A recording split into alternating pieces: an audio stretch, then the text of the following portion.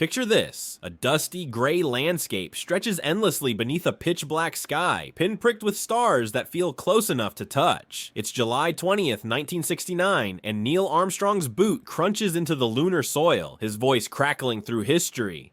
That's one small step for man, one giant leap for mankind. The world held its breath as Apollo 11 etched humanity's first footprint on the moon, a triumph of courage, ingenuity, and sheer audacity. Yet, when Apollo 17's astronauts waved goodbye to the lunar surface in December 1972, no one could have predicted that over half a century would pass before we'd dare to return. 53 years later, as of September 10th, 2025, we stand on the cusp of a new lunar era with NASA's Artemis program. But this time, the journey is far more complex, the stakes higher, and the challenges, well, let's just say they're out of this world. So why is returning to the moon proving to be such a Herculean task? Buckle up, because we're diving into an epic tale of ambition, innovation, and the relentless human spirit. If this story sparks your curiosity, hit that like button, share your thoughts in the comments, and subscribe for more cosmic adventures. Let's explore this together.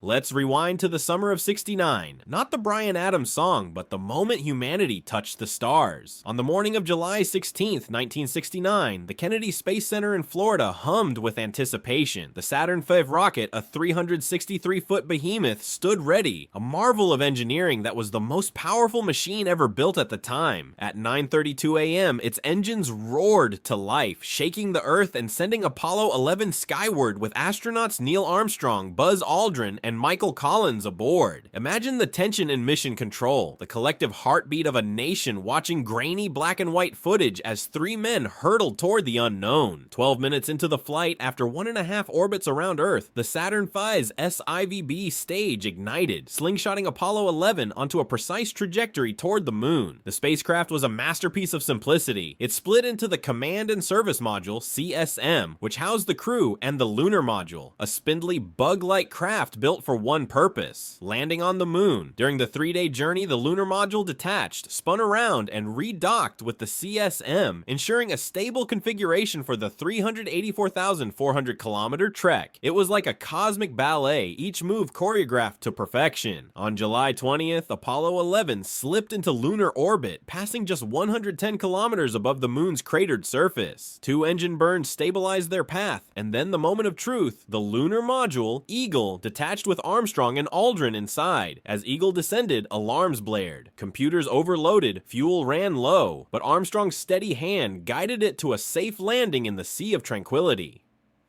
Houston, Tranquility Base here. The Eagle has landed, he announced, and the world exhaled. For 21 hours and 36 minutes, Armstrong and Aldrin explored, planted the American flag, and collected 47.5 pounds of lunar soil. Meanwhile, Collins orbited above, the loneliest man in the universe, tending the command module Columbia. When their mission was complete, the lunar module's ascent stage blasted off, leaving its legs behind to crash into the moon. After docking with Columbia, the crew jettisoned the lunar module and began their journey home. On July 24th, they splashed down 920 miles southwest of Honolulu in the Pacific Ocean, greeted by cheers and a hero's welcome. One rocket, one crew, one journey. Apollo 11 was humanity's love letter to the stars, a testament to what we could achieve when we dared to dream big. But here's the kicker. Apollo wasn't just about exploration. It was a Cold War flex, a race to beat the Soviet Union and prove American superiority. The mission's simplicity reflected its urgency. Get to the moon, plant the flag, and get home. Science was a bonus, not the goal. Fast forward to 2025, and the Artemis program has a far grander vision, one that makes Apollo look like a weekend road trip. Curious about what's changed? Let's dive into the Artemis era, and don't forget to drop a comment below with your thoughts on humanity's lunar ambitions. Now let's fast forward to the present, September 10th, 2025, and zoom in on NASA's Artemis 3 mission, the cornerstone of our return to the moon. Unlike Apollo's straightforward sprint, Artemis 3 is a cosmic symphony with multiple spacecraft, private companies, and a vision for a permanent human presence on the lunar surface. It's ambitious, it's intricate, and it's unlike anything we've done before. Here's how it unfolds. The mission begins long before the astronauts leave Earth. SpaceX, the trailblazing company founded by Elon Musk, plays a starring role. First, they launch a storage depot into Earth orbit, a kind of cosmic gas station. A fleet of reusable Starship tankers then ferries propellant to this depot, filling it up like a pit stop for a lunar road trip. Next, SpaceX's Starship Human Landing System, HLS, an uncrewed reusable spacecraft, launches to Earth orbit and docks with the depot to refuel. Fully fueled, Starship performs a translunar injection burn, embarking on a 6-day journey to a near rectilinear halo orbit, NRHO, around the moon, a quirky egg-shaped orbit that keeps it close to the lunar surface while conserving fuel. There, Starship waits patiently for its human crew. Meanwhile, the Artemis 3 astronauts, 4 in total, blast off from Kennedy Space Center aboard NASA's Orion spacecraft, perched atop the mighty Space Launch System, SLS. The SLS, a modern successor to the Saturn V, is a beast in its own right, capable of hurling 95 metric tons into low Earth orbit. Once in orbit, the crew conducts systems checks, adjusts Orion's solar panels, and prepares for the journey ahead. The SLS's interim cryogenic propulsion stage gives Orion a nudge, sending it on a translunar injection maneuver toward the moon. Over several days, the crew performs corrective burns to fine-tune their trajectory, harnessing the moon's gravity to slip into NRHO. When Orion arrives in NRHO, it docks with the waiting Starship HLS. 2 astronauts transfer to Starship while the other 2 remain aboard Orion, orbiting the moon for about 6.5 days, one full NRHO cycle. The Starship duo descends to the lunar surface, landing near the moon's south pole, a region rich with water ice and scientific potential. For up to a week, they conduct moonwalks, collect samples, and run experiments, laying the groundwork for future lunar bases. Imagine the thrill, standing on the moon, knowing you're part of a mission to make humanity a multi-planetary species. When their surface mission wraps, the astronauts lift off in Starship's ascent stage, rendezvousing with Orion in NRHO. The crew reunites, transferring samples and gear, and spends up to 5 days in orbit preparing for the return trip. At the perfect moment, Orion undocks, fires its engines, and slingshots past the moon, coasting back to Earth. 11 parachutes slow its descent, and the spacecraft splashes down in the Pacific Ocean, where the US Navy and Coast Guard await to retrieve the crew and their precious cargo. Sounds like a sci-fi blockbuster, right? But here's the reality. This intricate dance of spacecraft, orbits, and logistics makes Apollo's one rocket approach look like a walk in the park. Artemis 3 is a masterclass in collaboration involving NASA, SpaceX, and international partners like the European Space Agency. It's not just a mission, it's a blueprint for humanity's future in space. Want to know why it's so much more complex than Apollo? Drop a like and let's unpack the reasons together.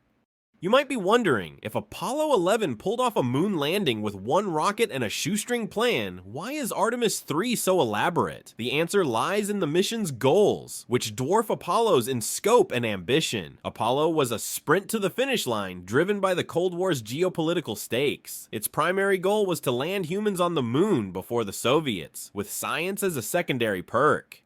Artemis, however, is a marathon, designed to establish a sustainable human presence on the moon and pave the way for Mars exploration. Unlike Apollo's brief visits, Armstrong and Aldrin spent just 21 hours on the surface. Artemis astronauts will stay for up to a week, conducting extensive experiments, collecting samples, and testing technologies for future lunar habitats. The South Pole, Artemis's target, is a scientific gold mine, with shadowed craters harboring water ice that could be used for drinking, oxygen, or even rocket fuel. This requires heavier payloads, more equipment, and longer stays, which a single rocket can't support with today's propulsion tech.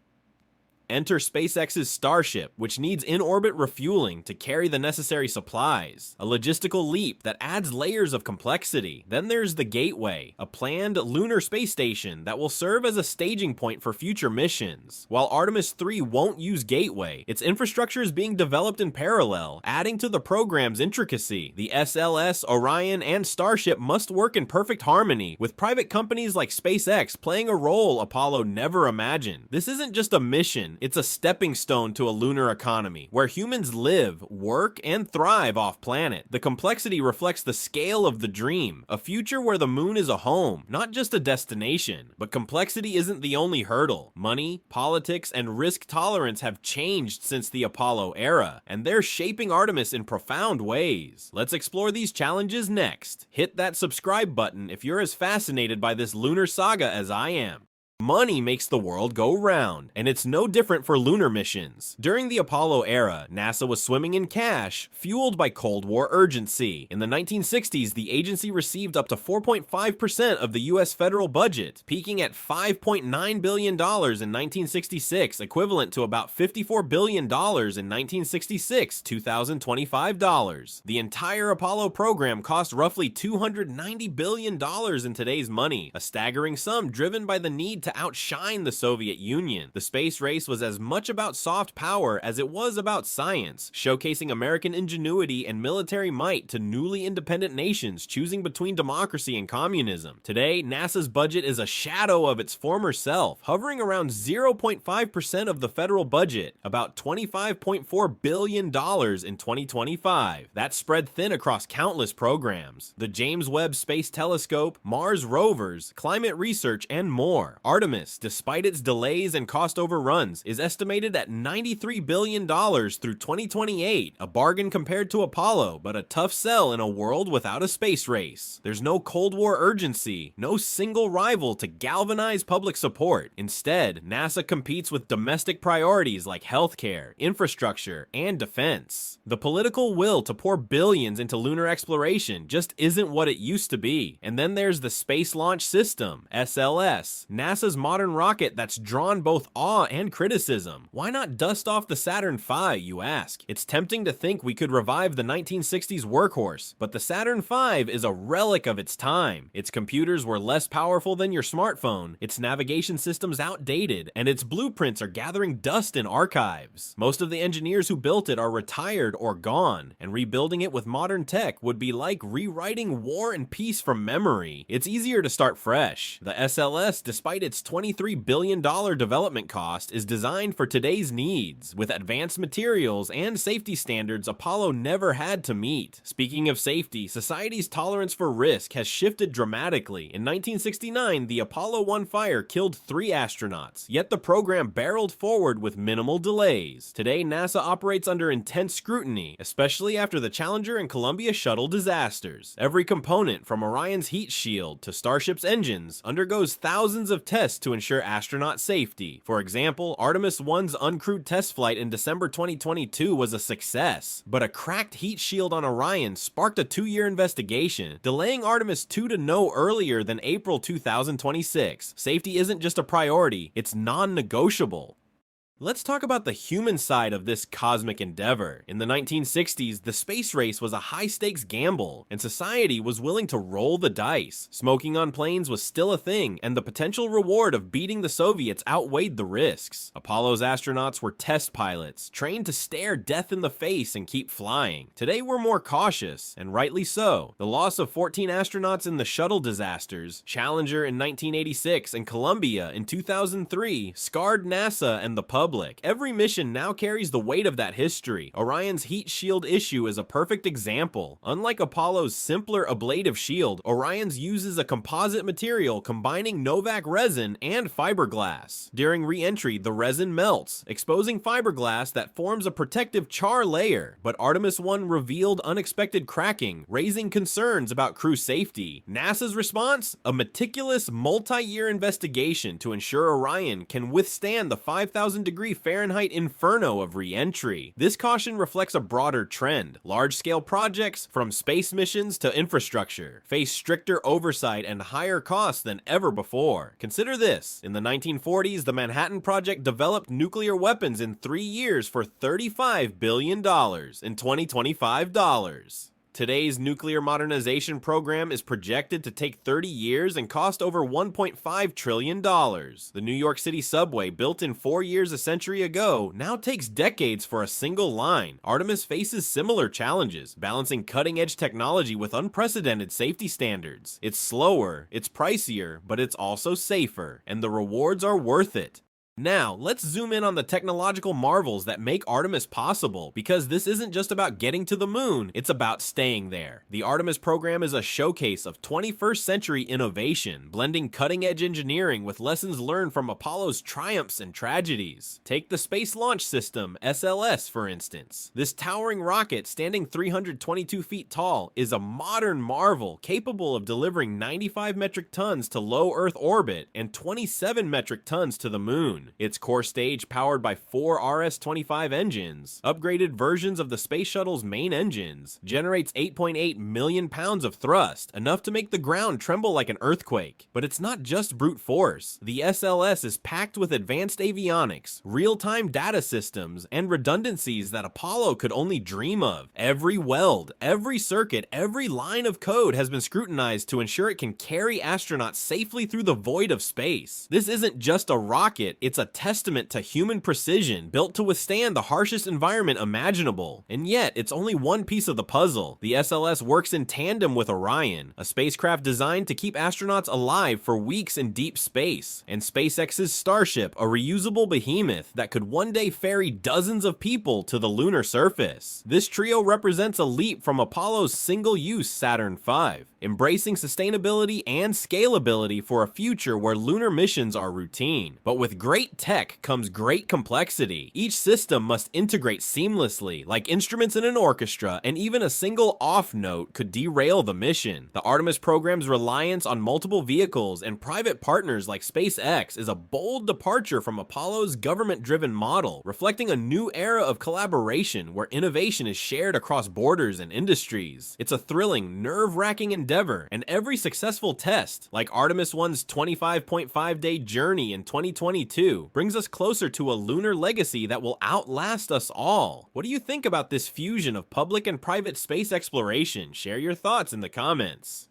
Let's shift gears and explore the destination itself, the moon's south pole, a region unlike anything Apollo's astronauts encountered. Picture a landscape of stark contrasts, blinding sunlight on towering peaks, and eternal darkness in craters so deep they've never seen the sun. These shadowed regions, known as permanently shadowed regions, PSRS, are the holy grail of lunar exploration, hiding deposits of water ice that could change the game for space exploration. Water isn't just for drinking, it can be split into hydrogen and oxygen for rocket fuel, life support, or even agriculture in future lunar habitats. The South Pole's unique environment, with its near-constant sunlight on elevated ridges for solar power and icy treasures below, makes it the perfect spot for a permanent human presence. But landing there is no picnic. The terrain is rugged, with craters and boulders posing constant threats to spacecraft. Apollo landed in the relatively flat equatorial regions, like the Sea of Tranquility, where the risks were lower. Artemis 3's astronauts will need pinpoint landing accuracy, guided by advanced navigation systems and terrain relative sensors, to touch down safely. Once on the surface, they'll conduct moonwalks that make Apollo's look like a stroll in the park, deploying scientific instruments, drilling for ice samples, and testing technologies like 3D printed habitats and rovers designed for extreme conditions. These missions will lay the foundation for the Lunar Gateway, a space station orbiting the moon that will serve as a hub for future exploration. The South Pole's resources and strategic location make it a stepping stone to Mars, where similar challenges await. Imagine the moment when an astronaut holds up a vial of lunar ice, knowing it could fuel the first human mission to the Red Planet. It's a vision that blends science fiction with reality, and every step of Artemis 3 brings us closer to making it real. If the idea of mining lunar ice excites you, hit that like button and tell me in the comments, what would you want to see in a lunar base?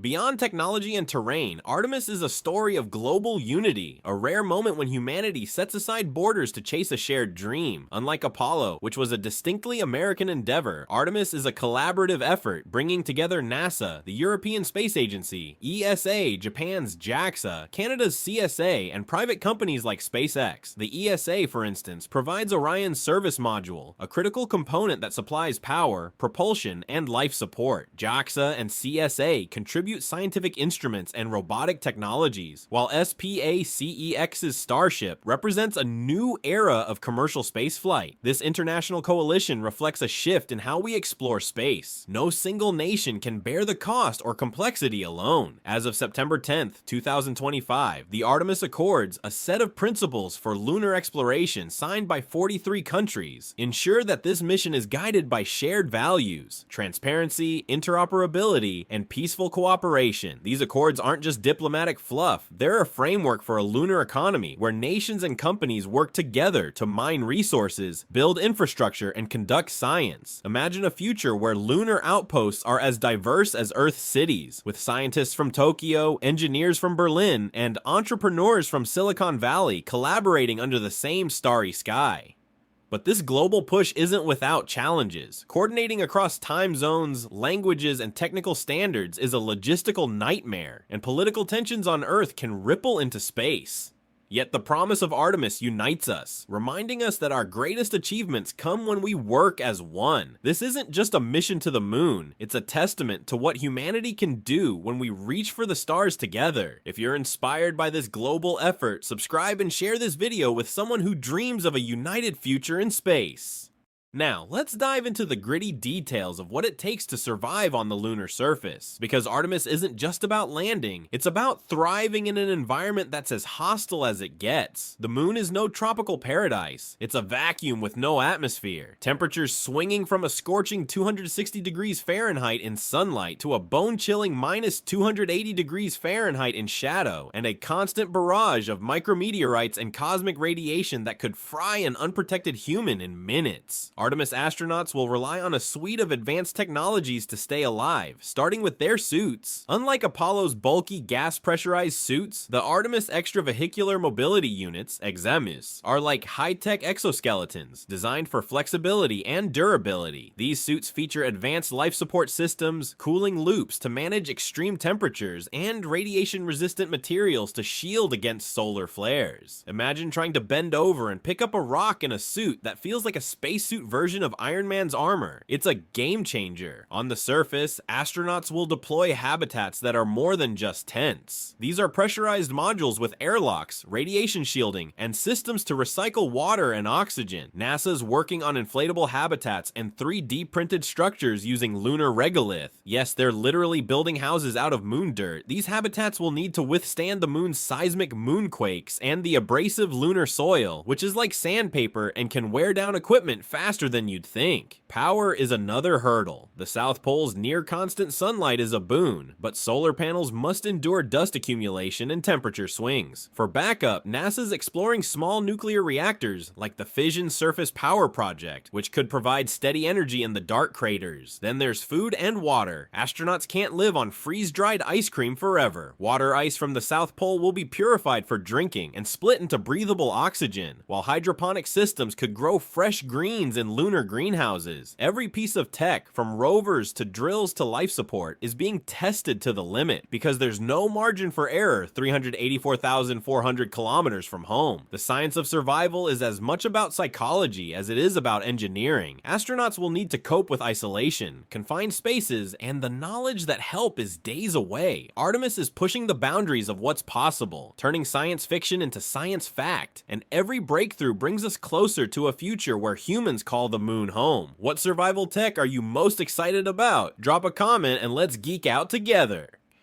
Let's take a step back and look at how Artemis is more than a space mission. It's a catalyst for an economic revolution that could reshape life on Earth. The Apollo program didn't just put men on the moon, it sparked a technological boom, giving us innovations like GPS, weather forecasting, and even the memory foam in your mattress. Artemis is poised to do the same, but on a grander scale, with a focus on sustainability and global collaboration. The program's $93 billion budget through 2028 is a massive investment, but it's not just about rockets. It's about jobs, innovation, and industries that will ripple across the globe. As of September 10th, 2025, NASA's partnerships with private companies like SpaceX, Boeing, and Axiom Space are creating thousands of high-tech jobs, from engineers designing Starship's Raptor engines to technicians assembling Orion's solar arrays. These jobs aren't just in the US. International partners like the ESA and JAXA are boosting their own economies, with companies in Europe and Japan developing components for the Lunar Gateway and scientific payloads. The push for lunar resources like water ice and rare minerals such as helium-3 could birth a lunar mining industry with applications back on Earth. Helium-3, for instance, is a potential fuel for fusion energy, which could solve our planet's energy crisis. Meanwhile, technologies developed for Artemis, like advanced robotics and radiation-resistant materials, are already finding uses in healthcare, manufacturing, and renewable energy. Think about it. The same tech that protects astronauts from cosmic rays could lead to better cancer treatments, while autonomous rovers designed for the moon could improve disaster response on Earth. The economic impact doesn't stop there. Space tourism is heating up, with companies like SpaceX planning lunar flybys for private citizens, and the data from Artemis's scientific experiments will fuel research for decades. Critics might balk at the cost, but history shows that every dollar spent on space returns multiples in innovation and growth. Apollo's $290 billion in 2025 dollars generated an estimated $14 trillion in economic benefits. Artemis, with its focus on sustainability and commercial partnerships, could dwarf that figure, creating a lunar economy that benefits everyone from rocket scientists to school kids inspired to pursue STEM careers. What economic spinoff from Artemis excites you most? Hit that like button and share your thoughts below. Finally, let's talk about the intangible but profound impact of Artemis. Its power to inspire. The Apollo missions didn't just land on the moon, they captured the world's imagination, inspiring generations to dream bigger. From the scientists who built the internet to the artists who painted visions of the cosmos, Artemis is doing the same, but in a world that's more connected and diverse than ever before. As of September 10th, 2025, the Artemis program is a global phenomenon, with live streams of launches trending on platforms like X, where millions share memes, debates, and dreams about humanity's lunar future. Unlike Apollo, which was largely an American story, Artemis is inclusive, aiming to land the first woman and first person of color on the moon, a milestone that resonates deeply in a world grappling with equity and representation. Imagine a young girl in Lagos or a student in Mumbai watching an Artemis astronaut, a woman who looks like them, step onto the lunar surface declaring, "This is for all of us." That moment could ignite a passion for science. Just as Apollo inspired the tech pioneers of the 70s, schools are already integrating Artemis into curricula, with NASA's STEM resources downloaded millions of times, teaching kids about coding, robotics, and planetary science. The program's cultural reach extends to art and media. Movies, books, and video games are weaving Artemis into their narratives, from sci-fi epics to VR simulations that let you walk the lunar South Pole. Social media challenges like #MoonBaseDreams are sparking conversations about what a lunar colony could look like, while artists are creating murals and music inspired by the mission's vision. Artemis is also rekindling a sense of wonder in a world often jaded by division and crises, reminding us that humanity can still achieve the impossible when we work together. This cultural shift isn't just about inspiration, it's about action. NASA's open data initiatives mean anyone can access Artemis's scientific findings, empowering citizen scientists and innovators worldwide. The program's commitment to diversity and collaboration is setting a new standard for what exploration can be, proving that the moon belongs to all of us. If Artemis's cultural impact fires you up, subscribe and tell me in the comments, how do you think this mission will shape our future? So why go back to the moon? Why endure the complexity, the costs, the delays? Because, as John F. Kennedy said in 1962, we choose to go to the moon. Not because it is easy, but because it is hard. Artemis isn't just about planting another flag. It's about building a future where humans live and work on other worlds. The moon is a proving ground for Mars, a place to test technologies, mine resources, and learn how to survive off-planet. Water ice at the South Pole could fuel rockets, sustain habitats, and unlock a lunar economy. The Gateway Station will support long-term exploration, and partnerships with SpaceX and international allies are redefining what's possible. possible. But beyond the tech, there's something deeper driving us. The moon stirs our imagination, reminding us of our capacity to dream big. It's a symbol of what we can achieve when we unite for a common goal. Every delay, every test, every dollar spent is an investment in that future. A future where our children might look up at the moon and know it's not just a distant light, but a second home. As we stand on the brink of this new lunar era, I invite you to be part of the journey. Hit that like button if you're inspired by humanity's quest to return to the moon. Drop a comment below. Tell me, what excites you most about Artemis? Are you rooting for the South Pole landing or dreaming of a lunar base? Subscribe for more stories about our cosmic ambitions and share this video with anyone who loves science, exploration, or the thrill of the unknown. Together, let's celebrate the dreamers, the engineers, and the astronauts who are making the impossible possible. Houston, we have a dream, and it's bigger than ever.